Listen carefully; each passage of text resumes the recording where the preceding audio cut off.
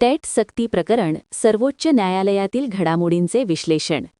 देशभरातील टेट बाधित शिक्षकांसाठी एक महत्त्वाची कायदेशीर घडामोड समोर आली आहे. टेट सक्तीबाबत सर्वोच्च न्यायालयात प्रलंबित असलेल्या प्रकरणात आता रिव्ह्यू पिटिशन दाखल करण्यात आली असून या लढ्यासाठी 2 नामांकित वरिष्ठ वकिलांची नियुक्ती करण्यात आली आहे. काय आहे प्रकरण? टेट पात्रता ही शिक्षक भरतीसाठी अनिवार्य करण्यात आली आहे. मात्र अनेक राज्यांमध्ये पूर्वी नियुक्त झालेल्या किंवा पदोन्नतीच्या प्रतीक्षेत असलेल्या शिक्षकांवरही टेट सक्ती लागू करण्याबाबत वाद निर्माण झाला. या संदर्भात न्यायालयाने दिलेल्या आधीच्या निर्णयाचा फेरविचार व्हावा म्हणून रिव्ह्यू पिटिशन दाखल करण्यात आली आहे. कायदेशीर पातळीवरील मोठी पावले. या प्रकरणासाठी देशातील ज्येष्ठ वकिलांची नियुक्ती करण्यात आली आहे. मुकुल रोहतगी, भारताचे माजी अटर्नी जनरल. अभिषेक मनू सिंघवी, वरिष्ठ वकील व संसदीय व्यक्तिमत्व.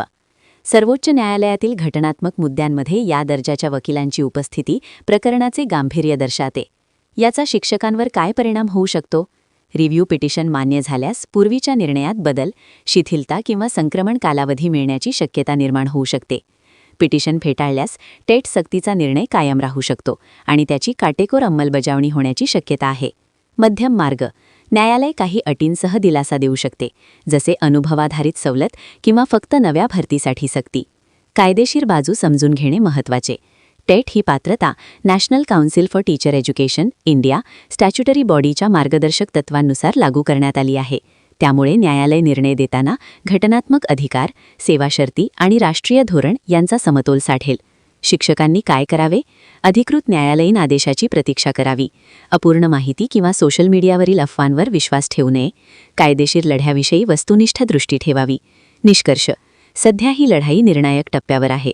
वरिष्ठ कायदेपंडितांच्या सहभागामुळे शिक्षकांची बाजू भक्कमपणे मांडली जाण्याची शक्यता आहे. मात्र अंतिम निर्णय हा सर्वोच्च न्यायालयाचाच असेल. शिक्षकांनी संयम, एकजूट आणि अधिकृत माहितीकडे लक्ष ठेवणे हेच सध्या सर्वात महत्त्वाचे आहे. अशाच नवनवीन शैक्षणिक घडामोडींसंदर्भात अद्ययावत माहिती मिळण्यासाठी चॅनलला सबस्क्राईब अवश्य करा.